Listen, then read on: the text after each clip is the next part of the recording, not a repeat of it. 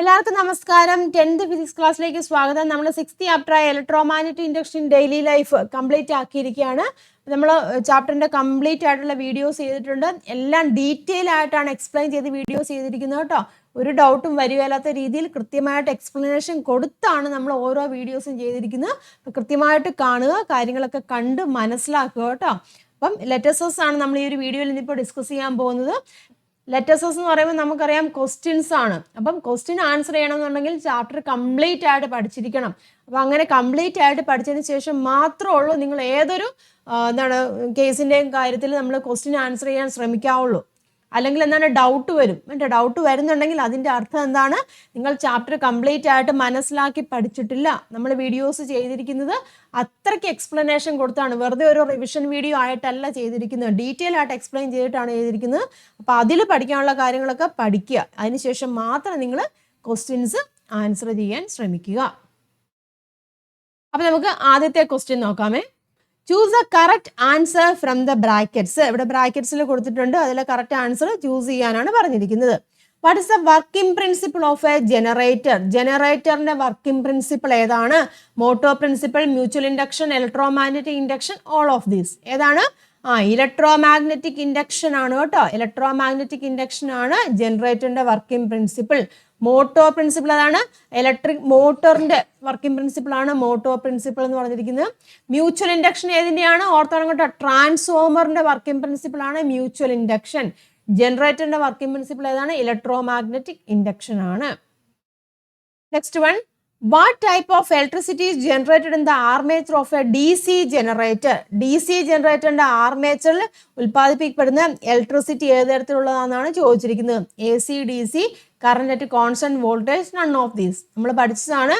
ജനറേറ്ററിന്റെ കേസിൽ AC ആണെങ്കിലും DC ആണെങ്കിലും അതിന്റെ ആർമേച്ചറിൽ കേട്ടോ, ആർമേച്ചറിൽ ഉൽപ്പാദിപ്പിക്കപ്പെടുന്ന വൈദ്യുതി എപ്പോഴും ഏത് തന്നെയായിരിക്കും? AC ആയിരിക്കും കേട്ടോ. ആർമേച്ചർ ഉൽപ്പാദിപ്പിക്കപ്പെടുന്ന ഏതാണ്? AC ആണ്. അതിനെ നമ്മൾ സ്പ്ലിറ്റ് റിങ്ങും അതുപോലെ തന്നെ സ്ലിപ്പ് റിംഗ് ഉണ്ടല്ലോ, അതൊക്കെ ഉപയോഗിച്ചിട്ടാണ് നമ്മൾ DC ആക്കി മാറ്റുന്നത്. ഇപ്പം DC ജനറേറ്ററിലാണേലും എന്താണ്, ആർമേച്ചർ ഉൽപ്പാദിപ്പിക്കപ്പെടുന്ന AC ആണ്. അതിനെ നമ്മൾ സ്പ്ലിറ്റ് റിംഗ് ഉപയോഗിച്ചിട്ടാണ് പിന്നെ DC ആക്കി മാറ്റുന്നത്. അപ്പോൾ ഓർത്തോണം, ആർമേച്ചർ ഉൽപ്പാദിപ്പിക്കപ്പെടുന്ന ഏതാണ്? AC ആണ്.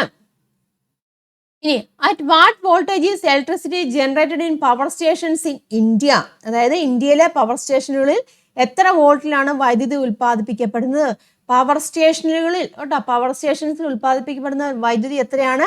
11 kV ആണ് ഉൽപ്പാദിപ്പിക്കപ്പെടുന്നത്. അവിടുന്ന് പിന്നെ നമ്മൾ സ്റ്റെപ്പ് അപ്പ് ട്രാൻസ്ഫോമർ ഉപയോഗിച്ചിട്ട് ട്രാൻസ്മിഷൻ ലോസ് റെഡ്യൂസ് ചെയ്യാൻ വേണ്ടി നമ്മൾ വോൾട്ടേജ് കൂട്ടും, 220 ആക്കും. പക്ഷേ പവർ സ്റ്റേഷനിൽ ഉൽപ്പാദിപ്പിക്കപ്പെടുന്ന ഇലക്ട്രിസിറ്റി എത്രയാണ്? 11 kV ആണ് കേട്ടോ, 11 kV. അടുത്തത്, what is the voltage of electricity supplied for household use in our state? അതായത് നമ്മുടെ സംസ്ഥാനത്ത് വീടുകളിൽ ഉപയോഗത്തിനായി വിതരണം ചെയ്യുന്നത് എത്ര വോൾട്ടിലുള്ള വൈദ്യുതിയാണ്? 230 വോൾട്ട് ആണ്. നമ്മുടെ വീടുകളിലേക്ക് വരുന്നത് എത്രയാണ്? 230 വോൾട്ട് ആണ് വരുന്നത്. മലയാള മീഡിയത്തിലെ കുട്ടികൾക്ക് വേണ്ടി കൊടുത്തിട്ടുണ്ട് കേട്ടോ. ജനറേറ്ററിന്റെ പ്രവർത്തന തത്വം ഏതാണ്? വൈദ്യുതകാന്തിക പ്രേരണമാണ്. DC ജനറേറ്ററിന്റെ ആർമേച്ചർ ഉൽപ്പാദിപ്പിക്കപ്പെടുന്ന ഏതാണ്? AC ആണ്. ഇന്ത്യയിലെ പവർ സ്റ്റേഷനിൽ ഉൽപ്പാദിപ്പിക്കുന്ന വൈദ്യുതി എത്രയാണ്? 11 kV. വീടുകളിൽ ഉപയോഗത്തിനായിട്ട് വരുന്നത് എത്രയാണ്? 230 വോൾട്ട് ആണ് വരുന്നത്. അടുത്ത ക്വസ്റ്റ്യൻ നോക്കുക കേട്ടോ. Observe the figure. ഇവിടെ ഒരു ഫിഗർ കൊടുത്തിട്ടുണ്ട്. ഈ ഫിഗർ ഒബ്സർവ് ചെയ്യാൻ പറഞ്ഞിട്ടുണ്ട്. എന്തൊക്കെയാണ് ഇവിടെ?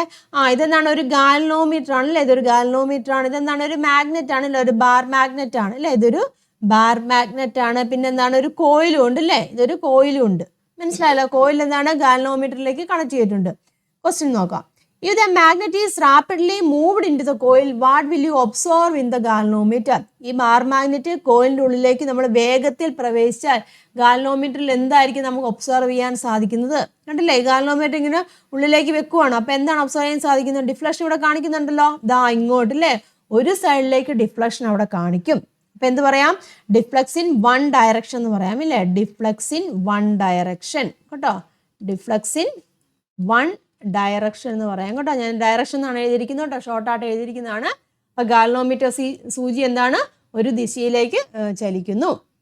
ഇനി what will be the nature of the current obtained if the magnet is rapidly moved up and down inside the coil?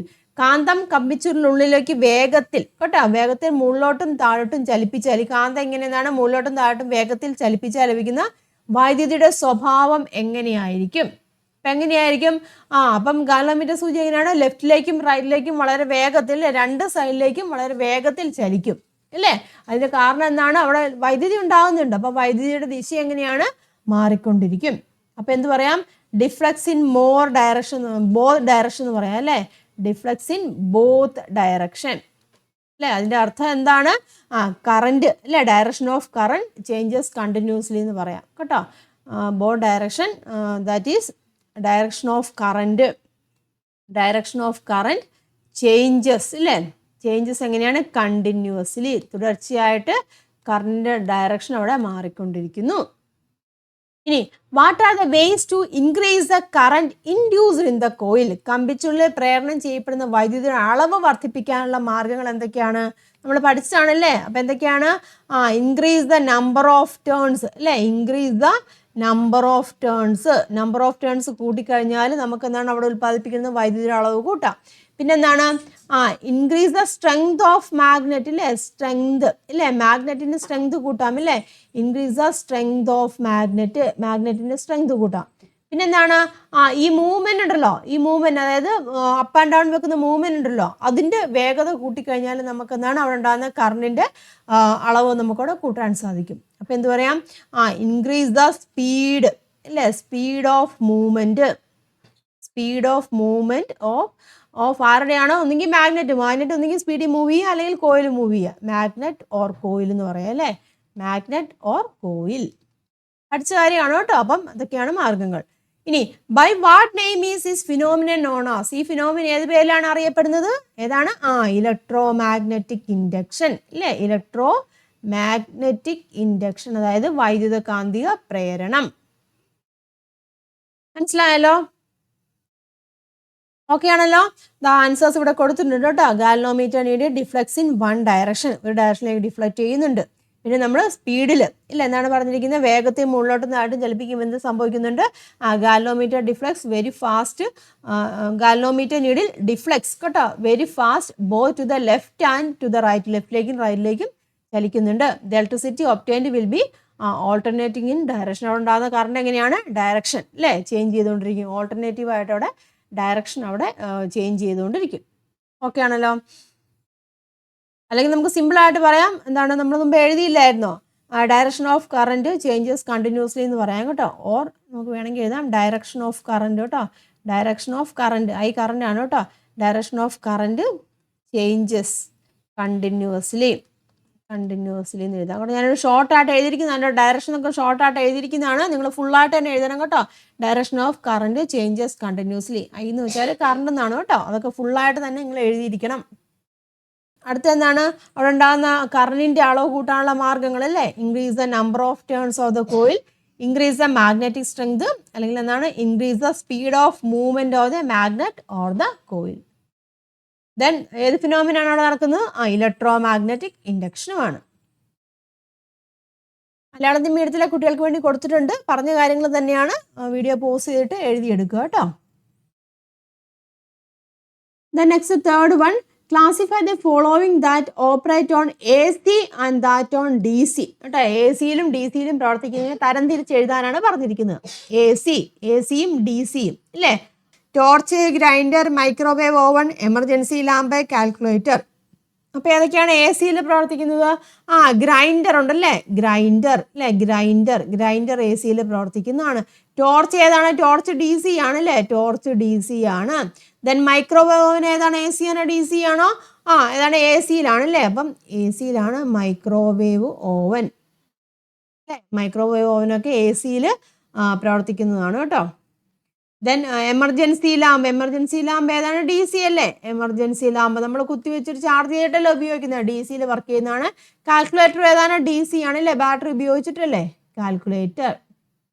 മനസ്സിലായല്ലോ? അപ്പോൾ ഇതൊക്കെ ചോദിക്കാം കേട്ടോ. കുറേ ഉപകരണങ്ങൾ വന്നിട്ട് AC-യിലും DC-യിലും പ്രവർത്തിക്കുന്ന ഏതാണെന്ന് ചോദിക്കാം. അപ്പോൾ നമ്മൾ പ്ലഗ് ഇൻ ചെയ്യുന്ന ഉപകരണങ്ങളൊക്കെ ഏതാണ്? AC-യിൽ വർക്ക് ചെയ്യുന്നതാണല്ലേ? അല്ലാതെ ബാറ്ററി ഉപയോഗിക്കുന്നതൊക്കെ ഏതാണ്? DC-യിലും വർക്ക് ചെയ്യുന്നതാണ്.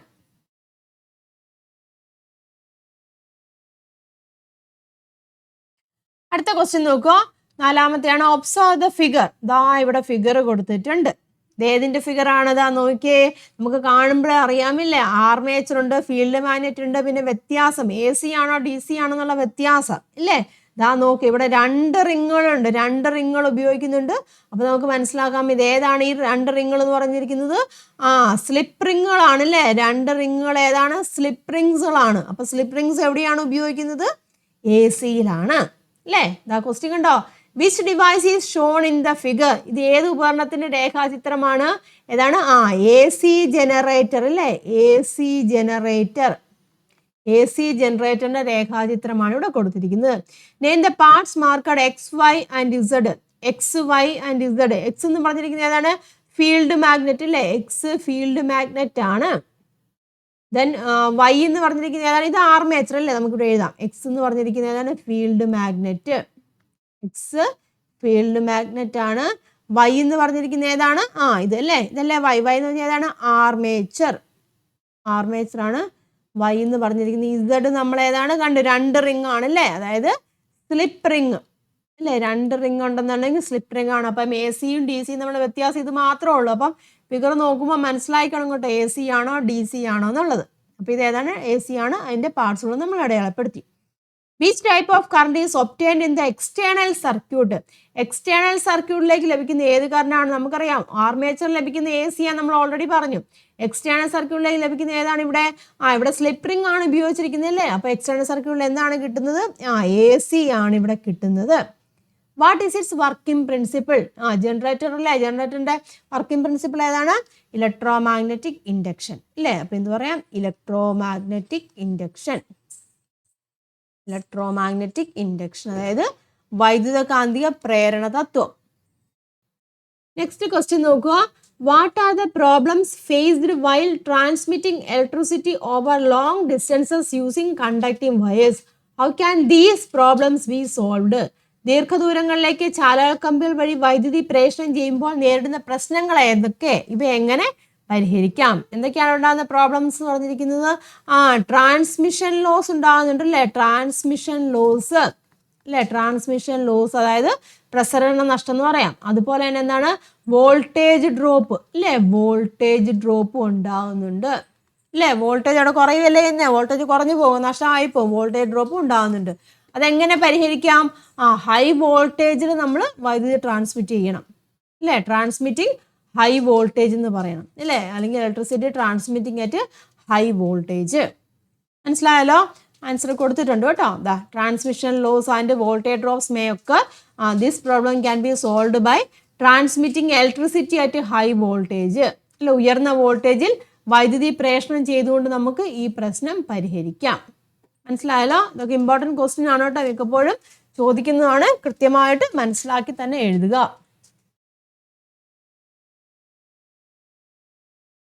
അടുത്ത ക്വസ്റ്റ്യൻ നോക്കാം. 6th one. Observe the figure. ഇവിടെ ഒരു ഫിഗർ തന്നിട്ടുണ്ട്. എന്തിന്റെ ഫിഗർ ആണ്? കാണുമ്പോൾ അറിയാമല്ലേ. 3-pin പ്ലഗ് ആണ് അല്ലേ. 3-pin പ്ലഗിന്റെ ഫിഗർ ആണ് ഇവിടെ കൊടുത്തിരിക്കുന്നത്. നോക്കാം. Which line is a red coloured line? Red coloured wire അല്ലേ. Red coloured wire. ഇത് ഏതാണ്? റെഡ് കളർ വയർ ഏതാണ്? ഫേസ് ലൈൻ ആണ് അല്ലേ. ഓർത്തണം കൊണ്ടോ. റെഡ് എപ്പോഴും എന്തിനാണ്? ഫേസ് വയർ അല്ലേ. ഫേസ് ലൈൻ അല്ലെങ്കിൽ മറ്റൊരു പേര് എന്താ പറയുന്നത്? ലൈവ് കേട്ടോ. ലൈവ് എന്നും പറയണ്ട. ഫേസ് അല്ലെങ്കിൽ ലൈവ് അല്ല, ലൈവ് വയർ എന്ന് പറയാം കേട്ടോ. Okay. To which part of the appliance is a green coloured wire connected? Green coloured ഇതുണ്ട്. ഇത് ഉപകരണത്തിന് ഏത് ഭാഗത്താണ് കണക്ട് ചെയ്തിരിക്കുന്നത്? മെറ്റാലിക് ബോഡി ഇല്ലേ. മെറ്റാലിക് ബോഡിയിലേക്കാണ് നമ്മൾ ഗ്രീൻ കളർ അവിടെ കണക്ട് ചെയ്യുന്നത്.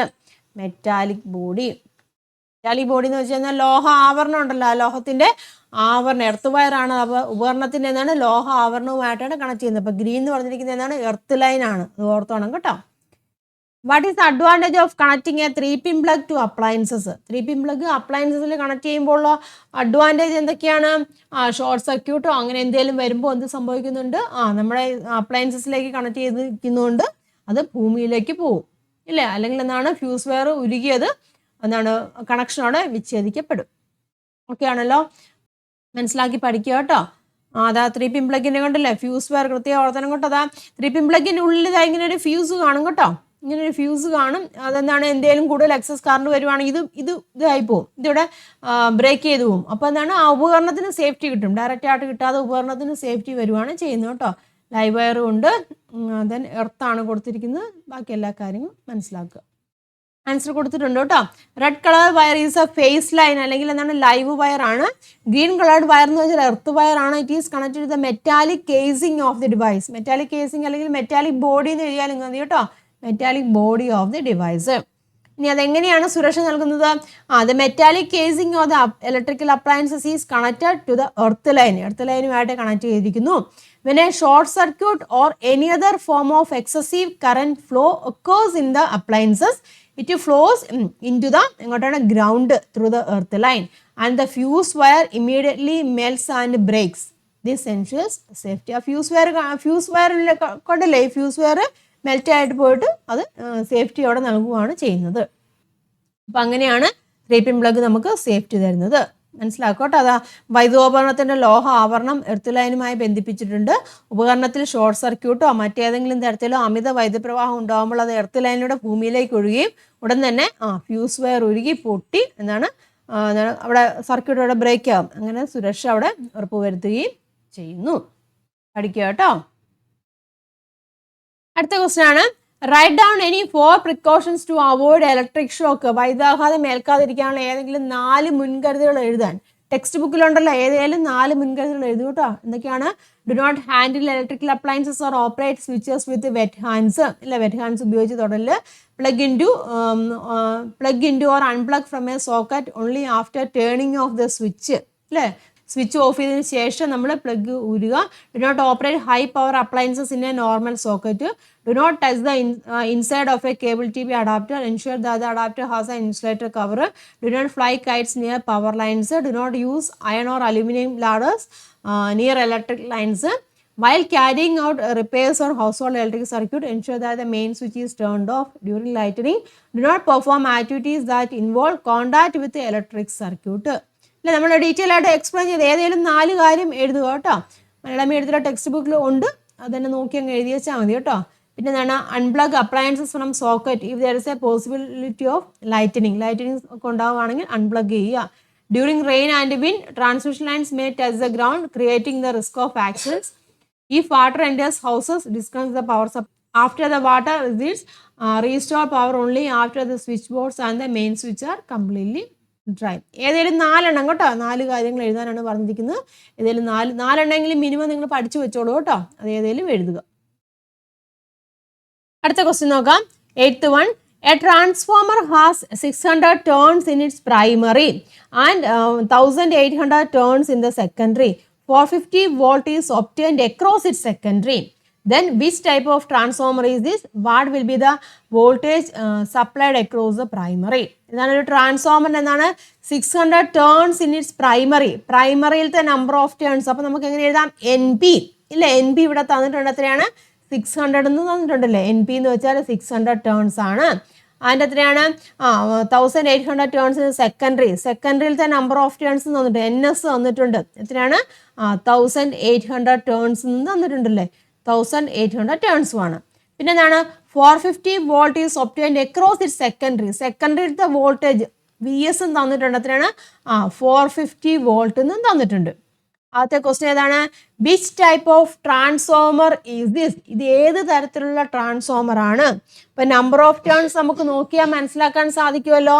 ഇല്ല, എവിടെയാണ് നമ്പർ ഓഫ് ടേൺസ് കൂടുതൽ? സെക്കൻഡറിയിലാണ് നമ്പർ ഓഫ് ടേൺസ് കൂടുതൽ അല്ലേ. അപ്പം സെക്കൻഡറിയിൽ നമ്പർ ഓഫ് ടേൺസ് കൂടുവാണെന്നുണ്ടെങ്കിൽ അത് ഏത് തരത്തിലുള്ള ട്രാൻസ്ഫോമർ ആണ്? സെക്കൻഡറിയിൽ നമ്പർ ഓഫ് ടേൺസ് കൂടുന്നു അല്ലേ. അപ്പം ഏത് തരത്തിലുള്ള ട്രാൻസ്ഫോമർ ആണ്? സ്റ്റെപ്പ് അപ്പ് ട്രാൻസ്ഫോമർ ആണ് അല്ലേ. സ്റ്റെപ്പ് അപ്പ് ട്രാൻസ്ഫോമർ ആണ് ഇവിടെ ഇല്ലേ. മനസ്സിലാവുന്നുണ്ട്? ആ ഡിഫറൻസ് മനസ്സിലാക്കിയിരിക്കണം കേട്ടോ. സ്റ്റെപ്പ് അപ്പിലാകുമ്പം നമ്പർ ഓഫ് ടേൺസ് സെക്കൻഡറിയിൽ കൂടുതലാണ്. മനസ്സിലാക്കോട്ടോ. അവിടെ എങ്ങനെയാണ്? വോൾട്ടേജും കൂടുതലാണ് സ്റ്റെപ്പ് അപ്പ് ട്രാൻസ്ഫോമറിന്റെ കേസിൽ. ഇനി എന്താണ് ചോദിച്ചിരിക്കുന്നത്? What will the voltage supplied across the primary. പ്രൈമറിയിൽ സപ്ലൈ കൊടുത്തിരിക്കുന്നത് അല്ലെങ്കിൽ പ്രൈമറിയിൽ കൊടുക്കുന്ന വോൾട്ടേജ് എത്രയായിരിക്കും എന്നാണ് ചോദിച്ചിരിക്കുന്നത്. അതായത് എന്താണ് നമുക്കിവിടെ കണ്ടുപിടിക്കേണ്ടത്? VP ആണ് നമുക്കിവിടെ കണ്ടുപിടിക്കേണ്ടത്. അല്ല, അപ്പൊ ട്രാൻസ്ഫോമർ ഇക്വേഷൻ ഏതാണ്? നമ്മൾ പഠിച്ചല്ലേ എന്താണ്? NS/NP അല്ലെ, NS/NP is equal to VS/VP ആണ് നമ്മുടെ ഇക്വേഷൻ, അല്ലെങ്കിൽ VS/VP is equal to NS/NP എഴുതുക. നമുക്ക് VP അല്ലേ കണ്ടുപിടിക്കണ്ടേ, അപ്പം ഇക്വേഷൻ നമുക്ക് ഇങ്ങനെ ക്രോസ് മൾട്ടിപ്ലൈ ചെയ്യാം. അപ്പൊ എങ്ങനെ എഴുതാം? VP into NS is equal to VS into NP അല്ലേ. നമുക്ക് VPയിലേക്ക് ഇക്വേഷനെ മാറ്റാലോ. VP is equal to, VP അവിടെ നിർത്തുക, എങ്ങനെ വരും? VS/NP ഡിവൈഡഡ് ബൈ NS കേട്ടോ. നിങ്ങൾ പ്രോബ്ലം ഒക്കെ ചെയ്യുമ്പോൾ അതാ ഇങ്ങനെ ആദ്യത്തെ ഇക്വേഷൻ എഴുതിയിരിക്കണം കേട്ടോ. ഈ ഇക്വേഷൻ എഴുതുമ്പോൾ അതിന് തന്നെ ഒരു മാർക്ക് ഉണ്ടായിരിക്കും കേട്ടോ. അപ്പോൾ ഇക്വേഷൻ നിർബന്ധമായിട്ട് നിങ്ങൾ എഴുതിയിരിക്കുക. ദെൻ സബ്സ്റ്റിറ്റ്യൂഷൻ പാർട്ടിനൊക്കെ മാർക്ക് ഉണ്ട് കേട്ടോ. അപ്പോൾ VS തന്നിട്ടുണ്ട് 450 ആണ്. VS 450 ഇൻറ്റു NP എന്ന് പറഞ്ഞിരിക്കുന്നത് എത്രയാണ്? 600 ആണ്, ഡിവൈഡ് ബൈ 1800 അല്ലേ. അതേ വെട്ടാലോ. 600ഉം ഇതാ ഇവിടെ 2 0 കൊണ്ട് ഇതും പോയി, പിന്നെ 6ഉം 18ഉം വെട്ടാലോ, 3 വരും അല്ലേ. 3ഉം 45ഉം നമുക്ക് വെട്ടാം, എത്ര വരും? 15 വരും അല്ലേ. അപ്പോൾ എത്ര വരും? VP ഈസ് ഈക്വൽ ടു എത്രയാണ്? 150 വരും അല്ലേ. 150 വോൾട്ട്. യൂണിറ്റ് ഇമ്പോർട്ടൻ്റ് ആണ് കേട്ടോ. യൂണിറ്റ് നിർബന്ധമായിട്ട് എഴുതിയിരിക്കും. വെറുതെ വാല്യൂ മാത്രം എഴുതുന്നതിൽ ഏതൊരു കാര്യത്തിനാണേലും യൂണിറ്റ് നിർബന്ധമായിട്ട് എഴുതിയിരിക്കണം. അപ്പോൾ നമുക്ക് പ്രൈമറിയിലത്തെ വോൾട്ടേജ് കിട്ടി 150 വോൾട്ട്. അടുത്ത ക്വസ്റ്റ്യൻ നോക്കാം. 9th one. When 0.1 ampere current is supplied to the primary of a transformer, 1 ampere current is obtained in the secondary. ഇതാണ് 0.1 ആംപിയർ കറണ്ട് പ്രൈമറി ട്രാൻസ്ഫോമറിന്റെ പ്രൈമറി കൊടുത്തു, അതായത് IP ഇല്ലേ. പ്രൈമറിയിലത്തെ കറണ്ട് എത്രയാണ്? 0.1 ആംപിയർ ആണെന്ന് പറഞ്ഞിട്ടുണ്ട്.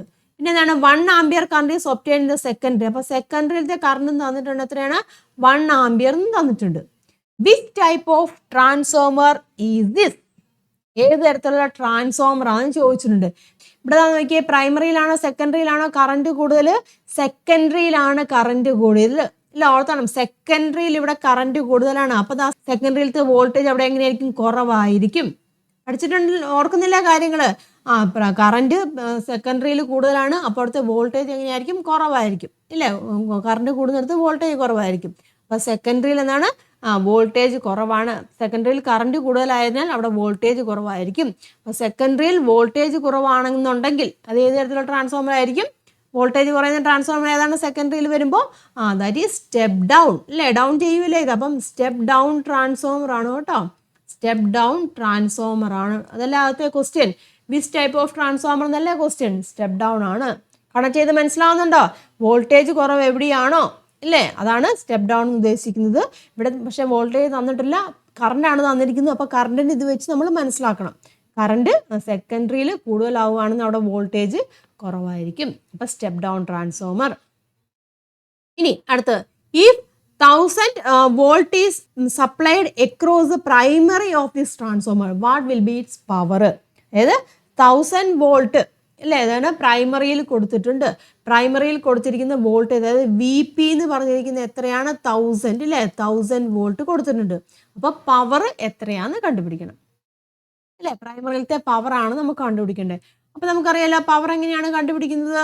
പവറിൻ്റെ കാണാനുള്ള ഇക്വേഷൻ അറിയാലോ. പവർ അല്ലേ, പ്രൈമറിയിലത്തെ പവറിനെ നമുക്ക് PP എന്ന് കൊടുക്കാം. ഇങ്ങനെയാണ് ഇക്വേഷൻ. പവറിൻ്റെ ഇക്വേഷൻ നമുക്കറിയാം. P ഈസ് ഈക്വൽ ടു എന്താണ്? V ഇൻറ്റു I എന്നല്ലേ. അപ്പം VP ഇൻറ്റു IP അല്ലേ. VP ഇവിടെ തന്നിട്ടുണ്ട് എത്രയാണ്? 1000 അല്ലേ. 1000 ആണ്. ഇൻറ്റു IP ഇവിടെ തന്നിട്ടുണ്ട് 0.1 ആണ് അല്ലേ. അപ്പോൾ എത്ര ആൻസർ കിട്ടും? 1000 ഇൻറ്റു 0.1 എന്ന് പറയുമ്പോൾ എത്രയാണ്? 100 വരും അല്ലേ. 100 വാട്ട്. പ്രൈമറിയിലത്തെ പവർ കിട്ടിയില്ലേ. What will B it's power എന്ന് ചോദിച്ചാൽ പ്രൈമറിയിലത്തെ പവർ എത്രയാണ്? 100 വാട്ട് എന്ന് കിട്ടി. ഓക്കെ ആണല്ലോ. ഇനി C പാർട്ട് ക്വസ്റ്റ്യൻ ഏതാണ്? What will be the power in the secondary? നമ്മുടെ B പാർട്ടാണ്. What will be the power in the secondary? സെക്കൻഡറിയിലത്തെ പവർ എത്രയാണെന്നാണ് ചോദിച്ചിരിക്കുന്നത്. പ്രൈമറിയിലത്തെ പവർ കിട്ടി, സെക്കൻഡറിയിലത്തെ പവർ എത്ര തന്നെയായിരിക്കും? ഞാൻ പോർഷൻ പഠിപ്പിച്ചപ്പോൾ പ്രത്യേകം പറഞ്ഞതാണ് അല്ലേ. ഒരു ഐഡിയൽ ട്രാൻസ്ഫോമറിൻ്റെ കേസിൽ പ്രൈമറിയിലത്തെയും സെക്കൻഡറിയിലത്തെയും പവർ എങ്ങനെയായിരിക്കും? ഒരുപോലെ ആയിരിക്കും. നിങ്ങളെ തെറ്റിക്കാൻ വേണ്ടി ചോദിക്കുന്നതാണ് കേട്ടോ. നിങ്ങൾക്ക് അറിയാവോ ഇല്ലയെന്ന് അറിയാൻ വേണ്ടിയാണ് ഇങ്ങനത്തെ ഉള്ള ക്വസ്റ്റ്യൻസ് ഒക്കെ ചോദിക്കുന്നത്. അപ്പോൾ നിങ്ങൾ ചെയ്ത് നോക്കുക, ഒന്നും വേണ്ട, സെയിം വാല്യൂ അങ്ങ് എഴുതിക്കൊള്ളുക. എത്രയാണ്? സെക്കൻഡറിയിലത്തെ പവർ എത്രയാണ്? 100 വാട്ട് തന്നെയായിരിക്കും. കാരണം എന്താണ്? ഇനി ഐഡിയൽ ട്രാൻസ്ഫോമർ അല്ലേ, ഒരു ഐഡിയൽ ട്രാൻസ്ഫോമറിൻ്റെ ആണ് അല്ലേ. ഐഡിയൽ ട്രാൻസ്ഫോമറിൻ്റെ കേസിൽ എന്താണ്? പ്രൈമറിയിലത്തെയും സെക്കൻഡറിയിലത്തെയും പവർ എങ്ങനെയായിരിക്കും? സെയിം ആയിരിക്കും. ദെൻ അടുത്ത ക്വസ്റ്റ്യൻ ഡി പാർട്ട് എന്താണ്? What will the voltage induced across the സെക്കൻഡറിയിൽ? സെക്കൻഡറിയിൽ ഇൻഡ്യൂസ് ചെയ്യുന്ന വോൾട്ടേജ് കണ്ടുപിടിക്കാൻ ചോദിച്ചിട്ടുണ്ട്. സെക്കൻഡറിയിൽ ഇൻഡ്യൂസ് ചെയ്യുന്ന വോൾട്ടേജ്, അതായത് നമുക്ക് എന്താണ് വി എസ് ആണ് കണ്ടുപിടിക്കുന്നത് അല്ലേ? വി എസ് കണ്ടുപിടിക്കാൻ ചോദിച്ചിട്ടുണ്ട്. നമുക്ക് എങ്ങനെ അടിക്കാം? നമ്പർ ഓഫ് ടേൺസ് ഒന്നുമില്ല, പവറിന്റെ ടേംസിൽ തന്നെ കണ്ടുപിടിക്കാമല്ലോ. സെക്കൻഡറിയിലത്തെ അല്ലെ, സെക്കൻഡറിയിലത്തെ പവർ എന്ന് പറയുമ്പോൾ നമുക്ക് എങ്ങനെ എഴുതാം? P S is equal to V S into I S എന്ന് എഴുതാമല്ലോ അല്ലെ. അവത്തെ നമുക്ക് വി എസ് കണ്ടുപിടിക്കാമല്ലേ? V S is equal to എങ്ങനെയാണ്? Power in secondary divide by current in secondary. Power in secondary നമുക്ക് ഓൾറെഡി ഇപ്പോൾ കിട്ടി. എത്രയാണ്? 100 എന്ന് കിട്ടി. സെക്കൻഡറിയിലത്തെ കറണ്ട് എത്രയാണ്? 1 ആംപിയർ. എന്താ ഇവിടെ തന്നിട്ടുണ്ടല്ലോ, 1 ആംപിയർ തന്നിട്ടുണ്ട്. അപ്പോൾ 1 ഇതാ നോക്കിയാൽ സെക്കൻഡറിയിലത്തെ വോൾട്ടേജ് എത്രയാണ്? 100 വോൾട്ട് അല്ലേ? 100 വോൾട്ട്. ഇതാ പ്രൈമറിയിലത്തെ വോൾട്ടേജ് എത്രയാണ് നമുക്ക് കിട്ടിയായിരുന്നു? പ്രൈമറിയിലത്തെ വോൾട്ടേജ് തന്നിട്ടുണ്ടായിരുന്നു 1000 ആണ്. സെക്കൻഡറിയിലത്തെ വോൾട്ടേജ് 100 ആണ്. വോൾട്ടേജ് കുറഞ്ഞു ഇല്ല, എല്ലാവരും വാല്യൂ ഇവിടെ കുറയണം. കാരണം പറഞ്ഞിട്ടുണ്ട് സ്റ്റെപ്പ് ഡൗൺ ട്രാൻസ്ഫോമർ ആണ്. അപ്പോൾ അങ്ങനെയുള്ള ഐഡിയ വെച്ചിട്ട് വേണം നിങ്ങൾ ചെയ്യാവുള്ളൂ കേട്ടോ. അപ്പോൾ ഇത് സ്റ്റെപ്പ് ഡൗൺ ട്രാൻസ്ഫോമർ ആണ്. അപ്പോൾ എന്തായാലും സെക്കൻഡറിയിലത്തെ വോൾട്ടേജ് എങ്ങനെയായിരിക്കും? കുറയുമായിരിക്കും ചെയ്യുന്നത്. അപ്പം അങ്ങനെ വാല്യൂ വന്നില്ല എന്നുണ്ടെങ്കിൽ നിങ്ങൾ കാൽക്കുലേഷൻ ചെയ്തതിൻ്റെ മിസ്റ്റേക്ക് ആയിരിക്കും. സ്റ്റെപ്പ് ഡൗൺ ഒക്കെ ആവുകയാണെന്നുണ്ടെങ്കിൽ, അല്ലെങ്കിൽ ട്രാൻസ്ഫോമർ ആണോ അതനുസരിച്ചിട്ട് നിങ്ങൾ മൈൻഡിലൊരു ഐഡിയ ഉണ്ടായിരിക്കണം അതിൻ്റെ വാല്യൂ ഏകദേശം എങ്ങനെയാണ് വരേണ്ടതെന്നുള്ളത്. സ്റ്റെപ്പ് ഡൗൺ ആണെങ്കിൽ പ്രൈമറിയിലേക്കാളും വോൾട്ടേജ് കുറഞ്ഞായിരിക്കും വരേണ്ടത്. സ്റ്റെപ്പ് അപ്പ് ആവുകയാണെങ്കിൽ പ്രൈമറിയിലേക്കാളും കൂടുതൽ വോൾട്ടേജ് ആയിരിക്കും വരേണ്ടത്. ആ ഒരു ഐഡിയ നിങ്ങളുടെ മൈൻഡിൽ ഉണ്ടായിരിക്കണം പ്രോബ്ലംസ് ഒക്കെ ചെയ്യുമ്പോൾ. ദാറ്റ് ഈസ് ട്രാൻസ്ഫോമർ കേട്ടോ. മനസ്സിലാക്കുക. ഓർക്കേണ്ട മെയിൻ പോയിന്റ് ഇവിടുത്തെ ഏതാണ്? പ്രൈമറിയിലത്തെയും സെക്കൻഡറിയിലത്തെയും പവർ എങ്ങനെയായിരിക്കും? സെയിം ആയിരിക്കും. ഒരു ഐഡിയയെ മനസ്സിൽ തറവാക്കി തന്നെ വെക്കുക കേട്ടോ. നെക്സ്റ്റ് ക്വസ്റ്റ്യൻ നോക്കാം. 10th one. In a household electric circuit, to which device does the line coming from the electric pole reach first? അതായത് ഒരു ഗ്രഹവൈദ്യുത സർക്യൂട്ടിൽ വൈദ്യുത പോളിൽ നിന്ന് വരുന്ന ലൈൻ ആദ്യം എത്തിച്ചേരുന്നത് ഏത് ഉപകരണത്തിലാണ്? ആദ്യം എത്തിച്ചേരുന്നത് ഏത് ഉപകരണത്തിലാണ്? വാട്ട് അവർ മീറ്റർ അല്ലേ? നമ്മുടെ വാട്ട് അവർ മീറ്ററിലേക്കാണ് അല്ലേ? വാട്ട് അവർ മീറ്ററിലേക്കാണ് ആദ്യമായിട്ട് എത്തിച്ചേരുന്നത്. ഇനി what is the key features of the main switch? Main സ്വിച്ചിന്റെ ഫീച്ചേഴ്സ് എന്തൊക്കെയാണ്? മെയിൻ സ്വിച്ചിന്റെ പ്രത്യേകത ഡബിൾ ഇല്ലേ? ഡബിൾ പോൾ സ്വിച്ച് ആണ് കേട്ടോ. മെയിൻ സ്വിച്ചിന്റെ ഫീച്ചേഴ്സ് പഠിക്കണം കേട്ടോ. പാരഗ്രാഫിൽ കൊടുത്തിട്ടുണ്ട് കേട്ടോ. ഡബിൾ പോൾ ആണ്. പിന്നെന്താണ് പറയുന്നത്? ഡബിൾ പോൾ സ്വിച്ച് കേട്ടോ. ഡബിൾ പോൾ സ്വിച്ച് ആണ്. പിന്നെ എന്ത് പറയാം? അത് ഫേസ് ലൈനും ഇല്ലേ? എന്താണ് സംഭവിക്കുന്നത്? ഡിസ്കണക്ട് ചെയ്യും. ഫേസ് ലൈനെയും എർത്ത് ലൈനെയും ഒരുപോലെ തന്നെ ഡിസ്കണക്ട് ചെയ്യും. അതാണ് മറ്റൊരു പ്രത്യേകത എന്ന് പറഞ്ഞിരിക്കുന്നത്. പിന്നെ what is the necessity of ELCB in the domestic electric circuit? Domestic electric സർക്യൂട്ടിൽ ELCBയുടെ പ്രത്യേകത എന്തിനു വേണ്ടിയാണ്? സേഫ്റ്റി ഇല്ലേ? സേഫ്റ്റി ഫ്രം എന്തിൽ നിന്നുള്ള സേഫ്റ്റിയാണ്? സേഫ്റ്റി ഫ്രം, അല്ലെങ്കിൽ സേഫ്റ്റി എൻഷുവേഴ്സ് ഫ്രം എവിടെ നിന്നാണ്? എർത്ത് ലീക്കേജ് അല്ലേ? എർത്ത് ലീക്കേജിൽ നിന്നുള്ള സേഫ്റ്റി. അതുപോലെ തന്നെ ഷോർട്ട് സർക്യൂട്ട്. അപ്പോൾ അതിൽ നിന്നൊക്കെയുള്ള സേഫ്റ്റി എൻഷുർ ചെയ്യാൻ വേണ്ടിയാണ് ELCB നമ്മൾ വീടുകളിൽ സർക്യൂട്ടുകളിൽ വയ്ക്കുന്നത്. ആൻസർ കൊടുത്തിട്ടുണ്ടേ നമുക്ക് കേട്ടോ. വാട്ടർ മീറ്റർ ആണ് ആദ്യമേ നമ്മൾ കണക്ട് ചെയ്തിരിക്കുന്നത്. പിന്നെ മെയിൻ സ്വിച്ചിന്റെ ഫീച്ചേഴ്സ് എന്തൊക്കെയാണ്? Main switch is a double pole switch കേട്ടോ. പോയിന്റ് ആണ് കേട്ടോ. അതൊക്കെ മെയിൻ പോയിന്റുകളാണ്. ഡബിൾ പോൾ സ്വിച്ച് ആണ് മെയിൻ സ്വിച്ച് എന്ന് പറഞ്ഞിരിക്കുന്നത്. Which disconnects both the phase line and neutral line simultaneously in emergency situations. അതായത് ആവശ്യമായ സന്ദർഭങ്ങളിൽ അല്ലേ എന്താണ് ഫേസ് ലൈനെയും ന്യൂട്രൽ ലൈനെയും ഒരേ സമയം വിച്ഛേദിക്കുന്ന ഡബിൾ പോൾ സ്വിച്ച് ആണ് മെയിൻ സ്വിച്ച് എന്ന് പറയുന്നത്. ഇനി ELCB എന്താണ്? എർത്ത് ലീക്കേജ് സർക്യൂട്ട് ബ്രേക്കർ ആണ്. യൂസ്ഡ് ടു എൻഷുർ എന്താണ്? Greater safety from the dangers that may occurs in the circuit due to earth leakage or short circuit. Earth leakage മൂലമോ short circuit മൂലമോ സർക്യൂട്ടിൽ ഉണ്ടാകാൻ ഇടയുള്ള അപകടങ്ങളിൽ നിന്ന് കൂടുതൽ സുരക്ഷ ഉറപ്പുവരുത്താൻ വേണ്ടിയാണ് നമ്മൾ ELCB നമ്മൾ ഉപയോഗിക്കുന്നത്. ഇതൊക്കെ മെയിൻ പോയിന്റുകളാണ്. കൃത്യമായിട്ട് പഠിക്കുക കേട്ടോ. അപ്പം ഇത്രയും 10 ക്വസ്റ്റ്യൻസുകളാണ് നമ്മുടെ ലെറ്റ് SSSലുള്ളത്. എല്ലാം ഇമ്പോർട്ടൻറ്റ് ക്വസ്റ്റ്യൻസ് ആണ്. ഇത് മാത്രമല്ല, ടെക്സ്റ്റ് ബുക്കിലെ ഓരോ ലൈനും, ഈ ഒരു ചാപ്റ്റർ വളരെ ഇമ്പോർട്ടൻ്റ് ആയിട്ടുള്ളൊരു ചാപ്റ്ററാണ്. ടെക്സ്റ്റ് ബുക്കിലെ ഓരോ ലൈനും ഇമ്പോർട്ടൻ്റ് ആണ്. ഓരോ ലൈനിൽ നിന്നും ക്വസ്റ്റ്യൻസ് ചോദിക്കാം. ഞാൻ ഓരോ സെക്ഷനും പഠിപ്പിച്ചപ്പോൾ ആ ഒരു ഫോർമാറ്റിലാണ് പഠിപ്പിച്ചത് കേട്ടോ. അപ്പം നിങ്ങൾ ടെക്സ്റ്റ് നല്ലോണം വായിച്ച് നോക്കുക. കൃത്യമായിട്ട് കാര്യങ്ങളൊക്കെ മനസ്സിലാക്കി പഠിക്കുക കേട്ടോ. വെറുതെ വായിച്ചു വിടാൻ വേണ്ടി ശ്രമിക്കല്. മനസ്സിലാവുന്ന എല്ലാ ക്വസ്റ്റ്യൻ ആൻസർ ചെയ്യാൻ പറ്റുകയില്ല. അപ്പം പറഞ്ഞിരിക്കുന്ന ഓരോ കാര്യങ്ങളും ഫോളോ ചെയ്ത് പഠിച്ചു പോയി കഴിഞ്ഞാൽ ഷുവറായിട്ട് നിങ്ങൾക്ക് ഫുൾ മാർക്ക് വാങ്ങിക്കാം ഫിസിക്സിന്. അത് ഞാൻ ഗ്യാരണ്ടി പറയുകയാണ്. വാങ്ങിച്ചിട്ടുണ്ട്. ഒരുപാട് കുട്ടികളൊക്കെ അങ്ങനെ വാങ്ങിച്ചിട്ടുണ്ട്. പറഞ്ഞിട്ടുള്ള കാര്യങ്ങളൊക്കെ ഫോളോ ചെയ്ത് എഴുതേണ്ട രീതിയിലൊക്കെ ആൻസേഴ്സുകളൊക്കെ എഴുതി ഓരോന്നൊക്കെ ചെയ്യേണ്ട കാര്യങ്ങളൊക്കെ പറയുമല്ലോ. അപ്പോൾ അതേ ഫോർമാറ്റിൽ തന്നെ നിങ്ങൾ പഠിച്ചു പോയി കഴിഞ്ഞാൽ ഫുൾ മാർക്ക് നിങ്ങൾക്ക് ഫിസിക്സിന് ഉറപ്പാണ് കേട്ടോ. അപ്പം പറഞ്ഞ കാര്യങ്ങൾ ഫോളോ ചെയ്യുക. എഴുതി തന്നെ പഠിക്കണം. ഫിഗേഴ്സുകളൊക്കെ വരച്ച് തന്നെ നോക്കുക. പ്രോബ്ലം ഒക്കെ എഴുതി തന്നെ പഠിക്കണം. പോയിന്റുകൾ ഓരോന്നിൻ്റെ ആൻസേഴ്സൊക്കെ ഉണ്ടല്ലോ, അതൊക്കെ നിങ്ങൾ പോയിന്റുകളാക്കി തന്നെ പഠിക്കാനും നോട്ട് ചെയ്ത് വെക്കാനും ഒക്കെ ശ്രമിക്കുക കേട്ടോ. അപ്പോൾ ഇത്രയും ക്വസ്റ്റ്യൻസും അതിന് ആൻസേഴ്സുകളും നിങ്ങൾ ഓക്കെ ആണെന്ന് വിചാരിക്കുന്നു, വിശ്വസിക്കുന്നു. ഡൗട്ട് ഉണ്ടെന്നുണ്ടെങ്കിൽ ചോദിക്കുക. ഡൗട്ട് വരേണ്ട ആവശ്യമില്ല. കാരണം ചാപ്റ്റർ കംപ്ലീറ്റ് ആയിട്ട് പഠിച്ചിട്ടുണ്ടെങ്കിൽ ഇതെല്ലാം ഈസി ആയിട്ട് നിങ്ങൾക്ക് സോൾവ് ചെയ്യാൻ സാധിക്കും കേട്ടോ. പിന്നെയും ഡൗട്ട് വരുവാണെന്നുണ്ടെങ്കിൽ ചോദിക്കുക. നിങ്ങളുടെ അഭിപ്രായങ്ങൾ തീർച്ചയായിട്ടും കമൻറ്റ് ചെയ്യണം. നിങ്ങളുടെ കമൻറ്റ് എന്തായാലും അത്യാവശ്യമാണ്. അതുണ്ടെങ്കിലാണ് നമുക്കിനി മുന്നോട്ട് എങ്ങനെയുള്ള വീഡിയോസുകളാണ് ചെയ്യേണ്ടതെന്ന് ഡിസൈഡ് ചെയ്യാനുള്ളത്. അപ്പോൾ കമൻറ്റുകൾ തീർച്ചയായിട്ടും അറിയിക്കുക, അഭിപ്രായങ്ങൾ അറിയിക്കുക. മാക്സിമം ഫ്രണ്ട്സിലേക്കും ഷെയർ ചെയ്യുക കേട്ടോ. അപ്പോൾ നമുക്ക് ഇനിയും ക്വസ്റ്റ്യൻസുകളുണ്ട്. ഒരുപാട് പ്രോബ്ലം ബേസ്ഡ് ആയിട്ടുള്ള ക്വസ്റ്റ്യൻസുകളൊക്കെ ഉണ്ട്. അതൊക്കെ നമുക്ക് വരും വീഡിയോസുകളൊക്കെ ഡിസ്കസ് ചെയ്യാം. അപ്പോൾ അതിനുവേണ്ടി ചാനൽ എല്ലാവരും സബ്സ്ക്രൈബ് ചെയ്ത് വെക്കുക, സപ്പോർട്ട് ചെയ്യുക കേട്ടോ. നെക്സ്റ്റ് വീഡിയോയിൽ നമുക്ക് വീണ്ടും കാണാം. എല്ലാവർക്കും നന്ദി, നമസ്കാരം. Thank you.